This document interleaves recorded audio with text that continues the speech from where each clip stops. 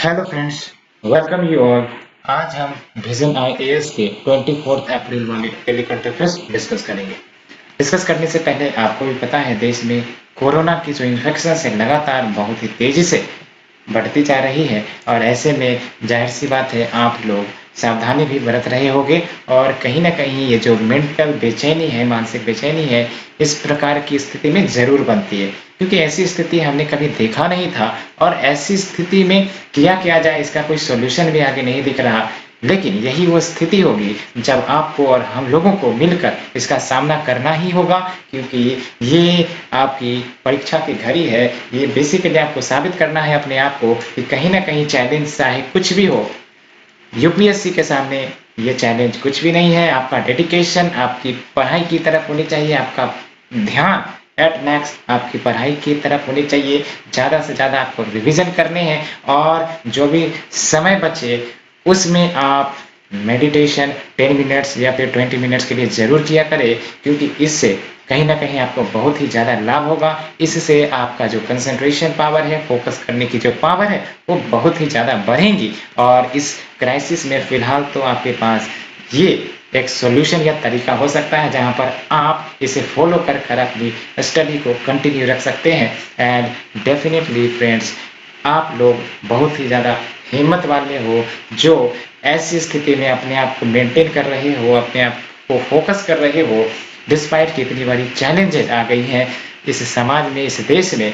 और इसके लिए मैं आपको थैंक्स भी बोलना चाहता हूं क्योंकि इस प्रकार की हिम्मत हम लोगों को, आपको काफ़ी ज़्यादा मजबूत करती है और आगे और भी ज़्यादा प्रेरित करती है कि समस्याएं कुछ चाहे कुछ भी हो, अगर आप मजबूत हो तो वो समस्याएं आपका कुछ नहीं कर सकती। बस आपको करना यही है, आपको मेंटल लेवल पर मजबूत रहना है, कमज़ोर होने नहीं देना है। जब भी इस प्रकार का डर सताए आपको वहाँ पर मजबूती दिखानी है। अगर डर के सामने कमज़ोर हो जाओगे तो ये जो डर है आपको और पीछे खींचने का प्रयास करेगा और आपने इसे महसूस भी किया होगा।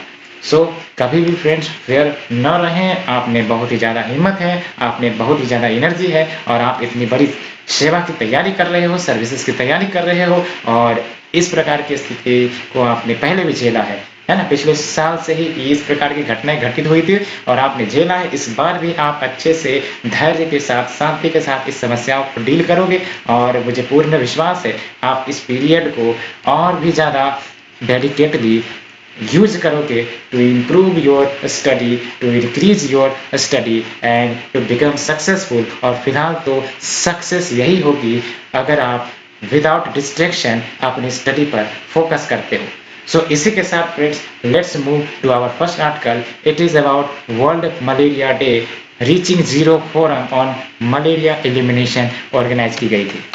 तो ये जो फोरम ऑर्गेनाइज की गई बाय WHO और WHO का आपको भी पता है world health organisation world malaria day के ऊपर ऑर्गेनाइज की गई। एंड इस फोरम में India informed that it has witnessed 84% reduction in malaria cases in 2020 as compare to 2015। काफ़ी इंपॉर्टेंट डाटा है फ्रेंड्स। मलेरिया के केसेस में 84% का रिडक्शन हुआ अगर हम कंपेयर करें 2015 से to 2020।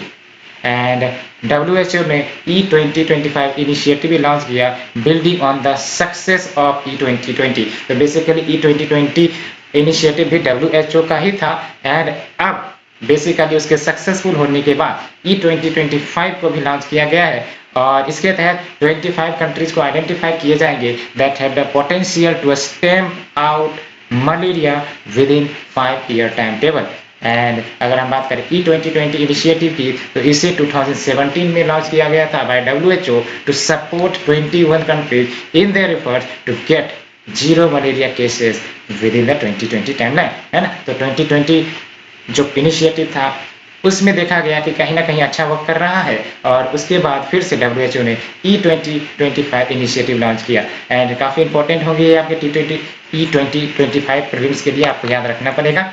And according to the World Malaria Report 2019, India represents 3% of the global malaria burden। तो आप देख सकते हो ये आपका रिसेंट रिपोर्ट ही है वर्ल्ड मलेरिया रिपोर्ट 2019 का और इसमें जो भारत है ओवरऑल ग्लोबल मलेरिया बर्डन का 3% जो केसेस है वो बेसिकली एक्वायर करता है। और साउथ ईस्ट एशिया रीजन में India accounts for 58% of the reported case load.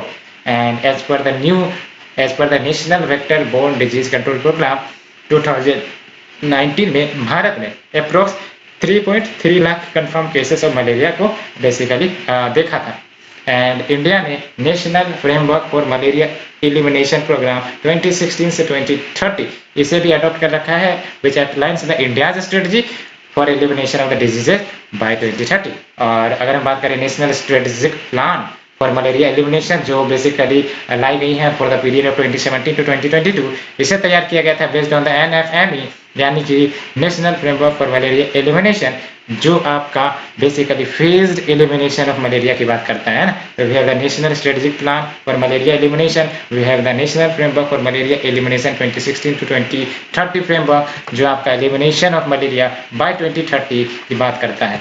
काफी इंपॉर्टेंट है फ्रेंड्स ये। एंड अगर हम बात करें malaria as a vector borne disease की, तो ये पोटेंशियली लाइफ थ्रेटनिंग डिजीज है and it is caused by parasite, याद रखना है। और जो पैरासाइट का नाम है we have the plasmodium vivax, plasmodium falciparum and plasmodium malariae and plasmodium ovale. ये सारे डिटेल्स आपको याद रखने की नहीं है, ये सब पैरासाइट्स के ग्रुप्स है ना। तो पैरासाइट जनरली याद रखना कि पैरासाइट से काउज होता है that are transmitted through the bite of infected female anopheles mosquito. बस ये मॉस्किटो का भी नाम याद रखना है, जिसके कारण जो ट्रांसमिशन है मलेरिया का टू द ह्यूमन बीइंग वो होता है ना।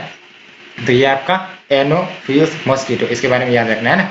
एंड अगर हम बात करें क्या याद रखना है प्रीलिम्स 2021 के लिए, तो बेसिकली ये जो E2025 इनिशिएटिव है ये आपको पता होना चाहिए कि ये WHO का है और इसके तहत 25 कंट्रीज को आइडेंटिफाई किए जाएंगे that has a potential to fade out malaria within a 5 year timeline. And malaria के बेसिकली क्या स्टेटस है भारत में, तो वर्ल्ड मलेरिया रिपोर्ट 2019 या 3% ऑफ ग्लोबल मलेरिया बर्डन को रिप्रेजेंट करता है। तो ये बात भी आप याद रख सकते हो, है ना, क्योंकि क्वेश्चन इस वे में पूछे जाएंगे। और मलेरिया जो आपका वेक्टर बोर्न डिजीज है वो आपका पैरासाइट से काउज होता है। मॉस्किटो, फीमेल मॉस्किटो का नाम आपको याद रखना है anopheles mosquito. And let's move to the second one, India's processed food product export witnessed growth of over 26%। तो ये न्यूज रही है। और बेसिकली अगर हम बात करें इंडिया के एक्सपोर्ट के बारे में of the processed food product, तो वही बात है 26.51% का ग्रोथ हुआ है in rupee term during the April 2020 to 21 as compare to the previous same month of 2019 to 2020। And अगर हम बात करें मेजर प्रोसेस्ड फूड जो एक्सपोर्ट किए गए इंडिया की तरफ से, तो we have the pulses, processed vegetables, processed foods and juices as well. And अगर हम बात करें स्टेप्स क्या क्या लिए गए हैं agricultural and food products export development authority की तरफ से, so that processed food products का बूस्ट किया जा सके, तो we have the agriculture export policy. और इसके तहत एक्सपोर्ट पोटेंशियल्स को हार्नेस किए जाते हैं, यानी कि जो भी Indian agricultural products export potential के लिए ज़्यादा डिमांड में होते हैं तो उनको एक्सपोर्ट के लिए प्रमोट किया जाता है। साथ ही साथ ये आपका फार्मर्स इनकम को रेज करेगा। तो we have the agriculture export policy to export and to harness the export potential of Indian agriculture. And जाहिर सी बात है इससे आपका फार्मर्स इनकम तो बढ़ेंगे। And we have the product promotion meeting and webinars, जिसके तहत डिफिकल्टीज जो फेस की जाती है at each level in the supply chain of exports, तो उसे एनालाइज किया जाता है, अंडरस्टैंड किया जाता है और बेस्ड ऑन दैट सुधारा भी जाता है। And we have the creation of products specific export product promotion forums, है ना। तो product specific export promotion forums जो है उनका क्रिएशन किया गया है। साथ ही साथ opening up of market access, कैसे, तो organising export promotion activities in the international market, है ना। तभी तो बेसिकली मार्केट को ओपन किए जाएंगे जब हम अपने प्रोडक्ट्स का प्रमोशन करेंगे। अगर नहीं करेंगे तो फिर कैसे कोई दूसरा देश आपके प्रोडक्ट्स को चाहेगा। And extending the financial assistance for the exports and promotion of GI product. और आपको पता है कोई प्रोडक्ट अगर GI है तो मार्केट में इसकी जो डिमांड है वो वैसे भी बढ़ जाती है ना। And agriculture and processed foods export promotion scheme भी चलाए जाते हैं। एंड अगर हम बात करें चैलेंजेस क्या है फूड प्रोसेसिंग सेक्टर में, तो we have the gaps in the supply chain infrastructure. Gaps in the supply chain infrastructure का मतलब ये हुआ कि जो प्रोसेसिंग है वो इनएडिक्वेट है ना, यानी कि जो डिमांड होती है इंटरनेशनल लेवल पर प्रोसेस फूड्स की उतनी ज़्यादा प्रोसेसिंग कैपेसिटी नहीं है, साथ ही साथ स्टोरेज कैपेसिटी नहीं है, साथ ही साथ डिस्ट्रीब्यूशन फैसिलिटीज़ में भी कमी है, जिसके कारण आपका सप्लाई चेन में आपको दिक्कतें आती है, और जब इसमें दिक्कतें आएंगी तो जाहिर सी बात है एक्सपोर्ट में भी दिक्कतें देखने को मिलेंगी. And we have the insufficient connection between the production and processing and seasonality of operations and low capacity utilization. यानी बहुत सारे फूड प्रोसेसिंग कंपनीज तो हैं बट लो कैपेसिटी यूटिलाइजेशन है उनकी, है ना, यानी कि बेसिकली डिमांड ही नहीं है उतने, तो इसीलिए कैपेसिटी यूटिलाइजेशन नहीं हो पाता. As well as dependence on the APMC markets and lack of focus on quality and safety standards, क्योंकि वेस्टर्न नेशंस आपको पता है क्वालिटी पर ज़्यादा फोकस करते हैं, तो इस प्रकार की क्वालिटी और सेफ्टी स्टैंडर्ड्स होनी चाहिए सो दैट डिमांड जो है इनकी बढ़े. As well as lack of enough product development and innovation. तो ये सब कुछ आपके चैलेंजेस हैं. तो प्रीलिम्स के लिए एज सच तो इम्पोर्टेंट नहीं, लेकिन मेंस के लिए आपको इम्पोर्टेंट है. ये फैक्ट जरूर याद रखना कि इंडिया की जो export of food processed products है वो ग्रोथ देखने को मिली है, डिक्लाइन नहीं during the period of 2019-20 to 2020-21, क्योंकि ये आपका एक क्वेश्चन बन सकता है. बेसिकली इस प्रकार के जो क्वेश्चन है फैक्ट वाले पूछे जा सकते हैं. एंड इसके बारे में आप थोड़ा सा डिटेल से पढ़ लेना agriculture and processed food products export development authority के बारे में, क्योंकि ये एक इंपॉर्टेंट बॉडी है जो एक्सपोर्ट का प्रमोशन करती है प्रोसेस्ड फूड प्रोडक्ट्स का. And now let's move to the next article on UN released second World Ocean Assessment Report.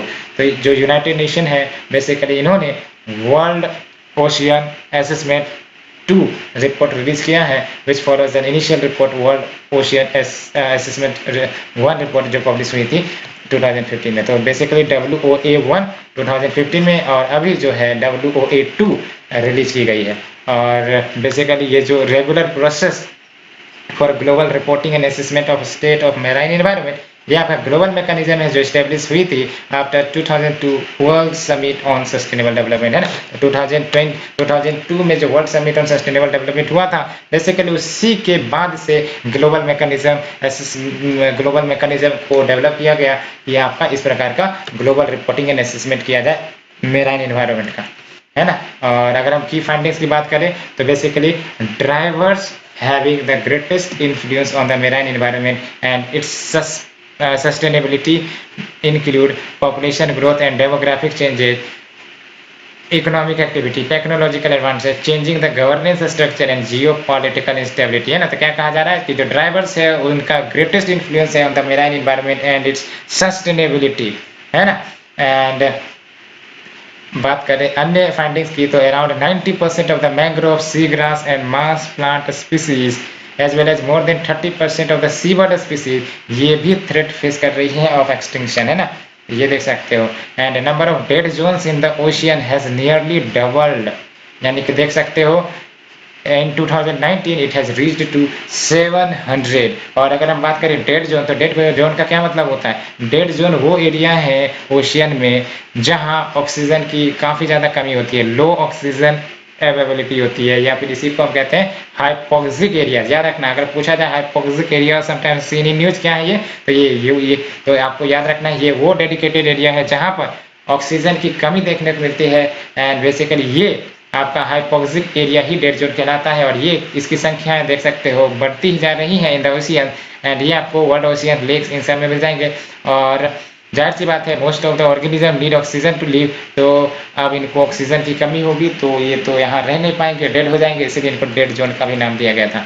And global warming is already affecting the open ocean and marine heat wave are likely to increase in frequency and strength in the future. And climate change induced changes in the open ocean biological pump will alter the ocean's ability to take up the anthropogenic carbon. And recommendations की बात करें तो देख सकते हो method for standardising the monitoring pollutants, है ना. तो जो मॉनिटरिंग ऑफ पॉलिटेंट्स है उनको और ज़्यादा स्टैंडर्डाइज किया जाए, और ज़्यादा इंप्रूव किया जाए, और ज़्यादा एफिशिएंट बनाया जाए, as well as capacity building कराई जाए to reduce the input of pollutants into the ocean.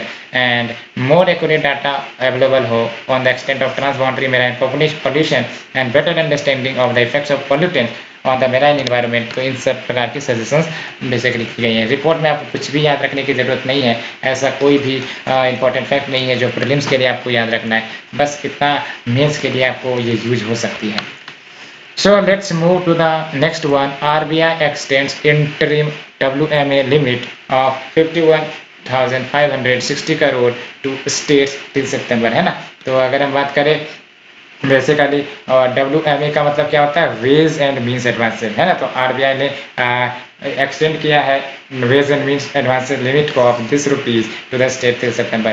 तो RBI ने वही है एक्सटेंड किया है to the state government so that उनकी मदद की जा सके, और मतलब फाइनेंशियल स्ट्रेस जो अभी फिलहाल सेकेंड वेव ऑफ कोविड-19 की तरफ से देखने को मिल रही है। एंड इसके साथ साथ RBI ने बेसिकली इनहांस भी किया है the aggregate WMA limit of the states and union territories up to 46% from the current limit of 32,225 per year. और अगर हम बात करें वेज एंड मीन्स एडवांसेस की, तो ये बेसिकली RBI एक्ट 1934 में मेंशन है कि जो आपका वेज एंड मीन्स एडवांटेज है, वेज एंड मीन्स एडवांसेस है, ये टेम्पोररी एडवांसेस कह सकते हैं। टेम्पोररी एडवांसेस यानी कि टेम्पोररी रूप से दिए गए लोन्स कह सकते हो, जो RBI की तरफ से दिए जाएंगे, सेंटर को दिए जा सकते हैं, स्टेट को दिए जा सकते हैं, सो दैट कोई भी अगर मिसमैच हो in the receipts and payments में, तो इस मिसमैच को बेसिकली टेकल किया जा सके, कवर किया जा सके। और ये मिसमैच क्यों हो सकती है अभी, इट इज ऑल बिकॉज जो सेकेंड वेव ऑफ कोविड-19 आया है, जिसके कारण जो इंडस्ट्रीज है या फिर बिजनेसेस है वो प्रभावित होंगे। तो जाहिर सी बात है जो आपके रिसिप्ट्स हैं स्टेट या फिर सेंट्रल गवर्नमेंट के, वो भी प्रभावित हो सकते हैं। एंड स्टेट्स या centre pays interest linked to the repo rate on the WMA withdrawals. याद रखना है आपको, एक खास बात ये है कि अब ये टेम्पोररी एडवांसेस तो दिए जाते हैं RBI की तरफ से, लेकिन इनके ऊपर इंटरेस्ट पे करना पड़ता है, और वो इंटरेस्ट क्या होगा उसको लिंक किया जाता है रेपो रेट के साथ, है ना। याद रखना है आपको। एंड ये जरूर याद रखना है, ways and means advantage is not a part of FRBM act. याद रखना है FRBM एक्ट में इसकी बात की ही नहीं गई है, because they get paid with in the year से। एक खास बात ये भी है कि जब WMA की सुविधा दी जाती है RBI की तरफ से, तो इसे उसी साल में रीपे भी कर दिया जाता है the interest of the prevailing repo rate. And there are two types of WMA, एक तो उनका नॉर्मल है, दूसरा स्पेशल है। और अगर हम बात करें स्पेशल WMA या फिर स्पेशल ड्रॉइंग फैसिलिटी, तो ये प्रोवाइड की जाती है जब आप कोलेट्रल दोगे, है ना। कोलेट्रल के रूप में गवर्नमेंट सिक्योरिटीज हो सकती है। And after the state has exhausted the limit of SDF, तो आपको WMA नॉर्मल WMA मिलेगा, है। तो एक बार आप SDF के कोटाज को एग्जॉस्ट कर देते हो तो यू विल गेट, यानी कि the state will get the normal WMA। And interest rate for SDF यानी कि स्पेशल ड्रॉइंग फैसिलिटी, वो 1% लेस होते हैं देन द रेपो रेट, है ना। तो इसी को कहते हैं कि प्रिवेलिंग रेपो रेट से लिंक किया जाता है, तो हम कह सकते हैं the interest rate of SDF वो 1% लेस होते हैं देन द रेपो रेट। ये जरूर याद रखना है ना। तो ये इंपॉर्टेंट है प्रीलिम्स के लिए, आपको वेज एंड मीन्स एडवांटेज के ऊपर, एडवांसेस के ऊपर क्वेश्चन पूछे जा सकते हैं, है ना। तो इसके ऊपर जरूर आप कवर कर लेना। And let's move to the next one. Navy outlines the plan to quadruple India's blue economy by the year 2050। तो काफ़ी अच्छा प्लान नेवी की तरफ से आया है, जिसके तरफ ब्लू इकोनॉमी को 4 टाइम्स किया जाएगा बाय द ईयर 2050। तो Indian navy chief address A webinar on securing the blue economy. और क्या हाईलाइट रहे हैं उनके स्पीच के, तो देख सकते हो उन्होंने कहा था कि blue economy contributes 4% of the India GDP and by 2050 2/3 of India's food production ये सी से आएंगे। देख सकते हो by 2050 2/3 of India's food production will be framed from the sea. And basically India fishes only 70% of 5.3 million metric tonne in its maritime zone. तो जो potential है उससे कम ही बेसिकली फिशिंग भारत की तरफ से होती है।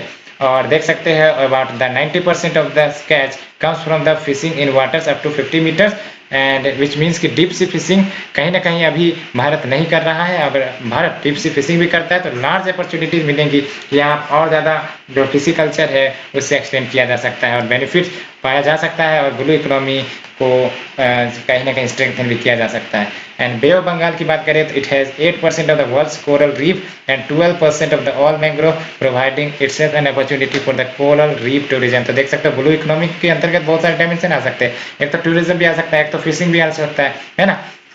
तो ये सब है। एंड ही हाईलाइटेड कि कैसे navy safeguards the blue economy. तो उन्होंने कहा we have the comprehensive maritime domain awareness and close coordinations with the national and international maritime agency and supporting the littoral nations in developing their maritime capability, so that अगर कोई भी challenges कोई दूसरा nation उन littoral Nations को करे तो ये उनको जवाब भी दे। And according to the World Bank blue economy की बात करते हैं तो इसका मतलब है sustainable use of the ocean resources for economic growth, improve livelihood and jobs and ocean ecosystem है। And earlier ministry of health sciences ने रोल आउट भी किया था draft blue economy policy for India, है ना। एंड बात करते हैं फर्दर न्यूज़ की, तो basically we have the draft standards for road trains.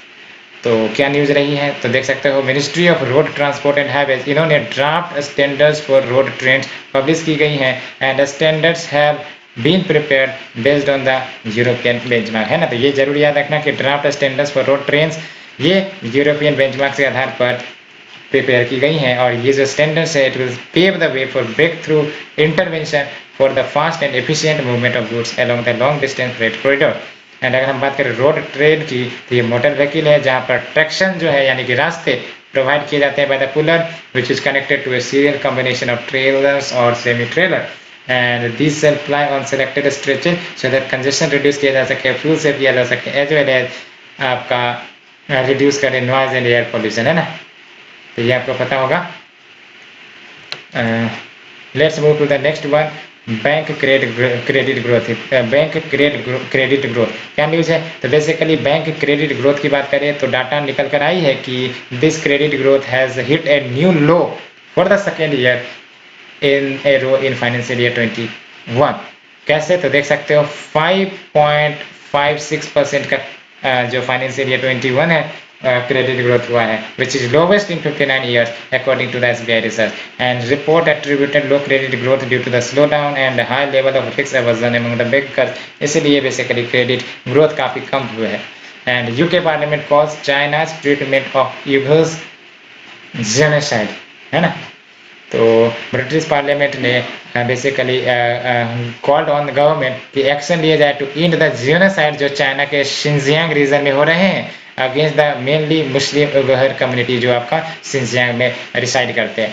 तो ऑल अबाउट अगर देखा जाए तो 1.2 करोड़ उइगर्स कम्युनिटी रहते हैं mostly Muslim and living in the Xinjiang Uighur autonomous region China में and they see themselves as culturally and ethnically close to the Central Asian region, है ना।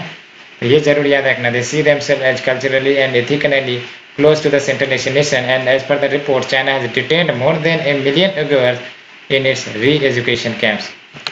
And now we have the hepatitis drug Virafil gets DCGI note for COVID use, है ना। तो hepatitis drug that is the Virafil इसको approval मिल गई है from the DCGI कि वो कोविड के लिए यूज कर सकते हैं। तो अब Virafil भी यूज किया जा सकेगा to treat the moderate COVID-19 diseases in adult and इसका इस्तेमाल वैसे भी यूज किया जाता है treating the people with chronic hepatitis B and hepatitis C disease.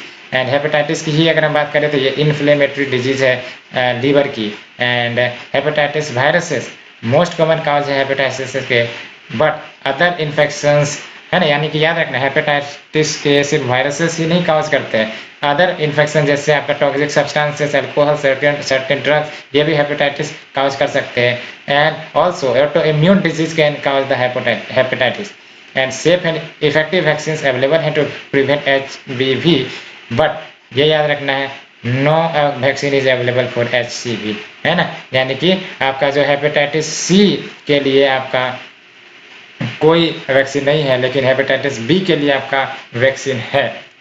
And we have the nitric oxide NO। तो क्या न्यूज़ रही है तो रिसेंटली सम ट्रायल्स इंडिकेटेड कि नाइट्रिक ऑक्साइड नेशनल स्प्रे वो इफेक्टिव हो सकता है for the viral treatment against the SARS-CoV-2।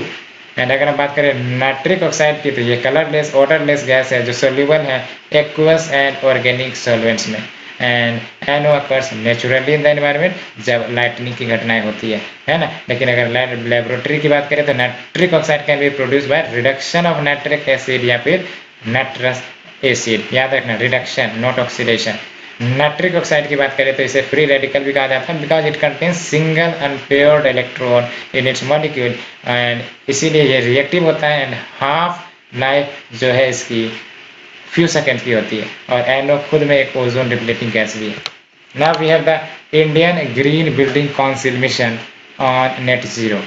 तो बेसिकली जो आपका CII है यानी कि confederation of Indian industry IGBC has launched IGBC mission on the net zero to facilitate India's achieve net zero carbon emission status by 2050।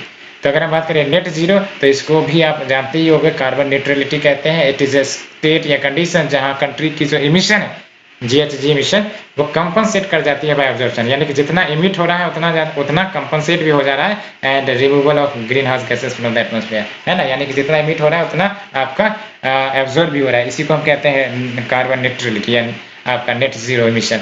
And IGBC की बात करें, यानी कि इंडियन ग्रीन बिल्डिंग कॉन्सेप्ट, तो ये आपका पार्ट है CII का, यानी कि कन्फेडरेशन ऑफ इंडियन इंडस्ट्री का, with a vision to enable sustainable built environment for all and facilitate India to be one of the global leaders in the sustainable built environment by 2025। एंड CII की ही बात करें तो ये non government not for profit industrially managed organisation है, plays a proactive role in India's development process, जो 1895 में फाउंड की गई थी। And we have the World Earth Day 21-22, basically World Earth Day 22 अप्रैल को बेसिकली सेलिब्रेट की जाती है। तो अर्थ डे की बात करें तो ये अंतर्राष्ट्रीय इवेंट है जो सेलिब्रेट की जाती है all around the world to pledge support for environmental protection. और ये जो ईयर 2021 है, it mark the 51st anniversary. और थीम ऑफ अर्थ डे 2021 की बात करें, रीस्टोर आवर अर्थ। और अर्थ डे जो है वो फाउंड की गई थी सेनेटर गेलॉर्ड नेल्सन के द्वारा, who first celebrated on April 22, 1970 to promote ecology and raise awareness of growing problems of air, water, soil pollution and need to protect the planet as well। और ये जरूर याद रखना है, UN designated it as International Mother Earth Day through a resolution जो adopt की गई थी 2009 में। तो ये फ्रेंड्स हमने डिस्कस कर लिए, होप आप लोगों को पसंद आई होगी। अगर पसंद आ रही है तो प्लीज लाइक शेयर सब्सक्राइब जरूर करें। Thank you friend, thank you very much.